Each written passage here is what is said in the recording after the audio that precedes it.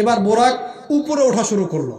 আর এবার যাচ্ছে এই বাইতুল মাকদাস থেকে উপরের দিকে, এটাকে বলা হয় মেরাজ, মানে ঊর্ধ্বে আরোহণ, ঊর্ধ্বগমন। ঠিক আছে। নবী সাল্লাল্লাহু আলাইহি ওয়াসাল্লাম এশার নামাজ পড়েছেন। কিসের নামাজ? এশার নামাজ পড়ে কাবা ঘরের পাশে হাতিম আছে, কাবার হাতিম, হাতিমের উপর তিনি শুয়ে আছেন ডান কাত হয়ে। ডান কাতে শোয়া সুন্নত। ডান কাতে শুয়ে আছেন, তন্দ্রা ভাব, পরিপূর্ণ ঘুম আসে নাই। নবীদের কিন্তু ঘুম নাই। নবীদের ঘুমটাও কিন্তু, নবীদের ঘুমের মধ্যে যা আসে আল্লাহর পক্ষ থেকে সেটা ওহী। নবীদের দেহ ঘুমায়, অন্তর কিন্তু ঘুমায় না, মনে রাখবেন। নবীদের কি ঘুমায় না? কলব, অন্তর কিন্তু ঘুমায় না, মনে রাখবেন। এবার তিনি শুয়ে আছেন, হঠাৎ দুইজন ফেরেশতা আসলেন। কয়জন ভাই? একজন জিবরাইল আলাইহিস সালাম, একজন মিকাইল আলাইহিস সালাম। এসে নবী সাল্লাল্লাহু আলাইহি ওয়াসাল্লামকে আস্তে করে জাগিয়ে দিলেন। জাগিয়ে নবী সাল্লাল্লাহু আলাইহি ওয়াসাল্লামকে হাত ধরে নিয়ে যাচ্ছেন। কোথায়? পাশেই জমজম কূপের পাশে। পাশে জমজম কূপ আছে, দেখেছিলেন না? যারা হজমরা করে আসছেন হয়তো দেখতে পারবেন। এই জামজাম আগের মতো তো আর নাই, একটা আইডিয়া পাবেন আর কি। জামজাম কূপের পাশে নিয়ে গিয়ে নবী সাল্লাল্লাহু আলাইহি ওয়াসাল্লামকে আবার আস্তে করে শুইয়ে দেওয়া হলো।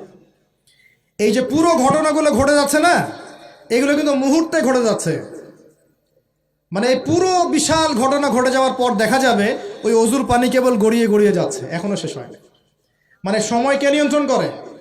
পৃথিবীর সময়ের ফ্রেম আর আল্লাহ পাকের টাইম ফ্রেম এক নয়।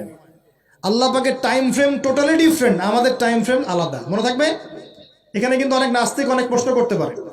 এবার শুইয়ে দেওয়ার পর নবী সাল্লাল্লাহু আলাইহি ওয়াসাল্লামের বুকটাকে একদম এই গলার নিচ থেকে নিয়ে যেখানে লোম উঠে নাভি, এই নাভি পর্যন্ত চিরে দেওয়া হয়েছে, জীবিত অবস্থাতেই, জীবিত অবস্থাতেই। এবার তার হার্ট, কলিজাটাকে বের করা হয়েছে। এই প্রথম ওপেন হার্ট সার্জারি নাম শুনেছেন কিনা?